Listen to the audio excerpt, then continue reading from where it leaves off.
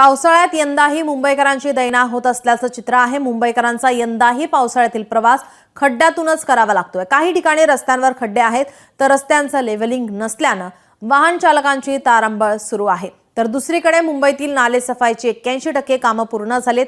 मिठी नदीतील सफाई 54% काम पूर्ण केल्याचा मुंबई महानगरपालिकेचा दावा आहे। तर एक्वा मेट्रोचं आचार्य अत्रे मेट्रो स्थानक 6 दिवसांनंतरही बंदच आहे।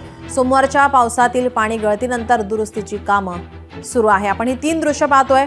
यंदाही खड्ड्यातून प्रवास पावसाळ्यात वाहन चालकांना करावा लागणार आहे। तर नाले सफाई आता या ठिकाणी झाल्याचा दावा आता महापालिकेकडून करण्यात येतोय।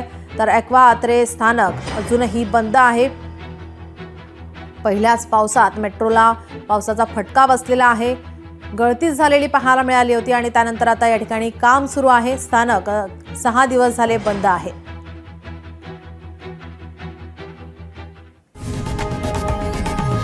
लोकशाही मराठी ऐका, पहा, जागरूक रहा।